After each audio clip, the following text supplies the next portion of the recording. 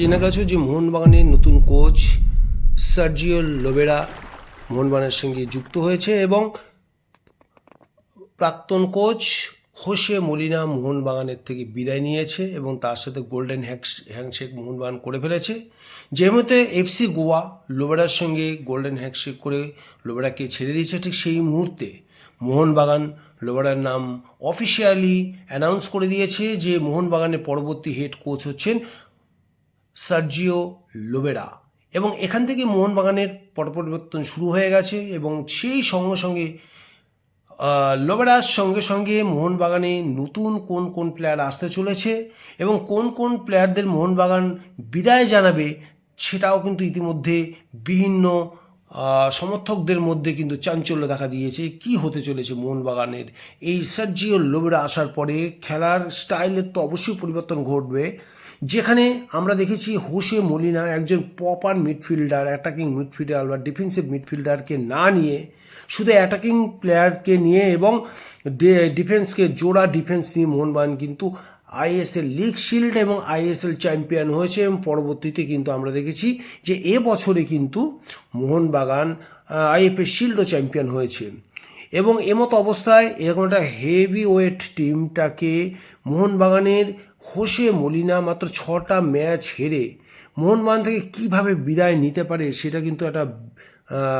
গবেষণার বিষয়। মানে আমি তো বুঝতেই পারছি না এরকম একটা সাফল্য, যার সাফল্য মানে এর আগেও মোহনবাগানের যে পূর্ণ টিম ছিল হচ্ছে এটিকেও কিন্তু চ্যাম্পিয়ন করেছে, আইএসএল চ্যাম্পিয়ন করেছেন হোসে মলিনা এবং সেই হোসে মলিনা হাত ধরে কিন্তু মোহনবাগানের অভাবনীয় একটা ঐতিহাসিক জয় আমরা গত বছরে দেখেছি। সে হোসে মলিনাকে কিন্তু মোহনবাগান ত্যাগ করতে হয়েছে এবং সেটা কিন্তু আমরা সুপার কাপে ইস্টবেঙ্গলের সাথে হারের পর থেকেই বুঝতে পেরেছিলাম যে হোসে মলিনা কিন্তু বেশি দিন মোহনবাগানের সঙ্গে স্টে করবে না এবং মোহনবাগান থেকে কিন্তু হোসে মলিনা বেরিয়ে এবং সেটাই কিন্তু আদতে হয়েছে। এবং এটা হয়েছে তার কারণ হচ্ছে যে হোসে মলিনাকে যখন সাংবাদিকরা কোশ্চেন করেছে, তোমরা সবাই জানো ব্যাপারটা, তখন তো হোসে মলিনা কিন্তু পরিষ্কার বলে দিয়েছি সে যে ধরনের টিম চেয়েছিল সেই ধরনের টিম কিন্তু সব পায়নি। একজন গ্রেগ স্টুয়ার্টের একজন প্রপার রিপ্লেসমেন্ট চেয়েছিলেন হোসে মলিনা, সেটা কিন্তু হোসে মলিনা সেই ধরনের রিপ্লেসমেন্ট পায়নি এবং যে কারণে খেলার মধ্যে পোয়া পড়তে বাধ্য হয়েছে এবং ম্যাচগুলোতে এরকম জঘন্য পারফরমেন্সের জন্য কিন্তু তিনি আকার ইঙ্গিতে ম্যানেজমেন্টকেই দায়ী করেছে এবং সেদিন থেকে কিন্তু আমরা সবাই ধরে নিয়েছিলাম যে হোসে মলিনা কিন্তু মোহনবাগানে বেশি দিন নেই এবং সেটাই হতে চলেছে এবং আলটিমেটলি তাই হলো। হোসে মলিনা কিন্তু এখন অতীত এবং মোহনবাগানের নতুন কোচ হচ্ছে সার্জিও লোবেরা, যার নাকি আমরা দেখেছি বিগত ইতিহাসে আইএসএল ইতিহাসে অভাবনীয় সাফল্য। এই কোচের হাত ধরে Goa FC, Mumbai city FC এবং উড়িষ্যা এফসি প্রত্যেকেই কিন্তু সাফল্য এসেছে এবং মোট 144টি ম্যাচের মধ্যে কিন্তু সার্জিও লোবেরা 76টি ম্যাচ জিতেছে। মানে এই প্রশংসনীয় যে পারফরমেন্স, এই যে ঈর্ষণীয় পারফরমেন্স, অন্য কোনো কোচের কিন্তু এরকম পারফরমেন্স ইন্ডিয়ার আইএসএল ইতিহাসে কিন্তু নেই এবং সেরকম একজন কোচকে মোহনবাগান পেয়ে কিন্তু সত্যি উপকৃত হবে এবং এই কোচ কিন্তু একবার কলকাতায় কিন্তু আসার একটা চান্স ছিল, সেবার কিন্তু ইস্টবেঙ্গল কিন্তু অফার করেছিল সার্জিও লোবেরাকে ইস্টবেঙ্গল কোচ হওয়ার জন্য, কিন্তু সার্জিও লোবেরা কিন্তু সরাসরি নাকচ করে দিয়েছিল। কিন্তু এইবার এই যাত্রা এমন পরিস্থিতিতে সে কিন্তু প্রস্তাব ফেলতে পারলো না মোহনবাগানের এবং কলকাতার যে একটা আবেগ, কলকাতার যে একটা ফুটবল প্রাণ, সেটা কিন্তু উপভোগ করার জন্যই সে সার্জিও লোবেরা কিন্তু মোহনবাগানে আলটিমেটলি চলে এলো এবং তিনি বলেছে যে মোহনবাগান একটা ঐতিহাসিক দল, প্রচুর সাফল্য আছে এই দলের কোচ হয়ে কিন্তু আমি গর্ববোধ করছি বা আমি গর্বিত। এই দলটাকে আরও সাফল্যের চূড়ায় নিয়ে যাওয়ার আমি আপ্রাণ চেষ্টা করব এবং একটা রিমোট বেরিয়ে আসছে যে সার্জিও লোবেরাও কি মোহনবাগানের এই টিম নিয়েই কি চালাবে, যে টিমটা আছে হাই প্রোফাইল টিম, যে টিমটাকে নিয়ে হোসে মলিনা কিন্তু ড্রেসিং রুমটা সামলাতে পারছিল না। আমরা দেখেছিলাম যে গত বছর গ্রেগ স্টুয়ার্ট কিন্তু প্রতিটা ম্যাচ খেলতে পারেনি এবং সেই জায়গায় কিন্তু আমরা দেখতে পেয়েছিলাম যে কামিন্স যে পারফর্ম করেছিল, সত্যি একটা অসাধারণ পারফর্ম করেছিল। সে মাঝ দিয়ে অর্থাৎ ওখান থেকে থ্রু পাস থেকে শুরু করে অসাধারণ একটা পারফর্ম করেছিলেন এই জেসন কামিন্স, এবং তাকে নতুন পজিশনে খেলিয়ে কিন্তু হোসে মলিনা সাফল্য পেয়েছিলেন।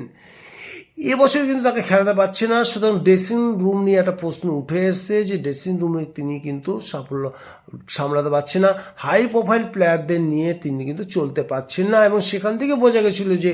হোসে মলিনা মোহনবাগানে বেশি দিন থাকবেন, এবং সেটাই কিন্তু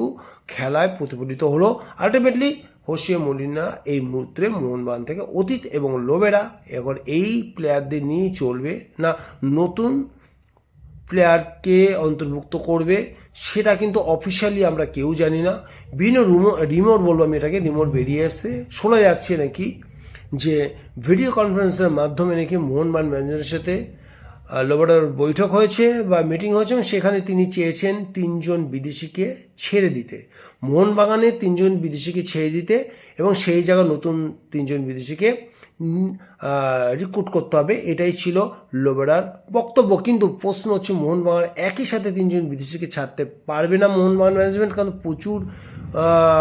আর্থিক সমস্যা দেখা দিতে পারে, প্রচুর টাকা তাদের বেরিয়ে যেতে পারে, এবং সে পরিস্থিতিতে 3 জনকে কিন্তু এই মুহূর্তে ছেড়ে দেওয়াটা নিয়ে ইম্পসিবল মোহনবাগানের কাছে। সেক্ষেত্রে তো 1 জন বা 2 জনকে মোহনবাগান পরিবর্তন করতে পারে, সেক্ষেত্রে মোহনবাগান কিন্তু ক্ষতি স্বীকার করতে হবে। তো দেখা যাক যে এই টিম নিয়ে মোহনবাগান থাকে কি না, এই টিম কি রাখে কি না, না নতুন টিম তৈরি করে কি না, সেটা এখন হচ্ছে সামনের দিকে আমাদের তাকিয়ে থাকতে হবে। দেবাশিস দত্ত যে কথাটা বলেছে, তিনি ভবিষ্যৎবাণী করতে পারবেন না, অর্থাৎ তিনি ওঝা বা জ্যোতিষী কিছু নন, সুতরাং কী হতে পারে সেটা কিন্তু আগাম তিনি বলতে চাইছেন না। শুধু এখানেই কিন্তু রহস্য দানা বাজছে যে সত্যিই কি 3 জন প্লেয়ারকে মোহনবাগান ছেড়ে দেবে, তাহলে কি দিমিত্রি পেট্রাসের যুগ শেষ, কামিন্স থাকবে না, টম আলডেট, এই 3 জনকে আমরা কোন 3 জনকে ছেড়ে দেবে সেটা কিন্তু পরিষ্কার করে বলা হয়নি, কিন্তু আমরা পারফরমেন্সের বিচারে কিন্তু বা সমর্থকদের ইচ্ছার উপর দাম দিয়ে আমি যে আমরা যে কথাটা বলতে পারছি, যে ধরনের আলোচনা হচ্ছে, তাদের দিমিত্রি পেট্রাস 1 নম্বরে, 2 নম্বরে কামিন্স, আর 3 নম্বরে টম আলডেট, এদের কথাই কিন্তু মাথায় আসছে। আর যেহেতু রবিনহো সবে মাত্র মোহনবাগানের সই করেছে, সুতরাং তাকে আরও 1 বছর দেখে নিতে পারে মোহনবাগান, কারণ আলবার্টো রড্রিগেজের পারফরমেন্স নিয়ে কোনো কথা হবে না। সুতরাং এই 3 জনকে নিয়ে কিন্তু এই মুহূর্তে মোহনবাগানে কিন্তু একটা চিন্তা আছে। এবার যদি মোহনবাগান এই মুহূর্তে এই 3 জনকে ছেড়ে না দেয়, সেক্ষেত্রে মোহনবাগানের ষষ্ঠ বিদেশি হিসেবে কাউকে কি সেন্টার মিডফিল্ডে রিক্রুট করে লোবেরা কিংকে এই টিম নিয়েই কিন্তু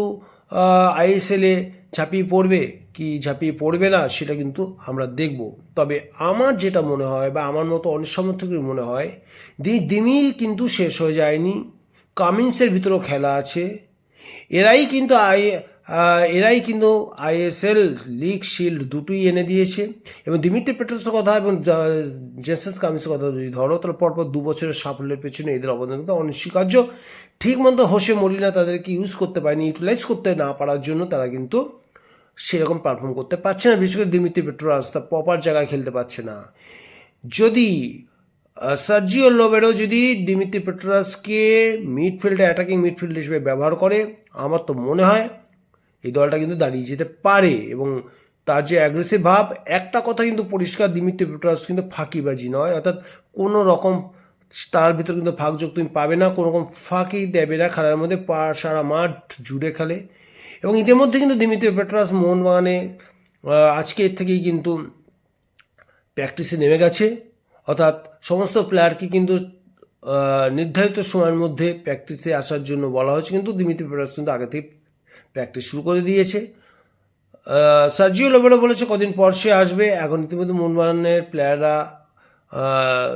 ট্রেনিং স্টার্ট করে দিক, পরে সে যুক্ত হবে, এবং আমার তো মনে হয় টিমটাকে নিয়ে যদি ঠিক মতো নাড়াচাড়া করতে পারে লোবেরা, এবং তার যদি চিন্তাভাবনা পুরো প্রত্যেকটা প্লেয়ারের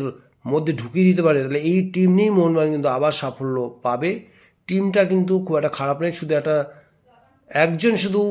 আমাদের সিটিএম দরকার, যে নাকি ব্লকার হিসেবে কাজ করবে, তাহলে আপুইয়া কিন্তু মাঝ মাঠে কিন্তু ভালো মতো সার্ভিস দিতে পারবে। ভারতীয় প্লেয়ার নিয়ে কিন্তু সার্জিও লোবেরোর সেরকম কোনো আপত্তি নেই,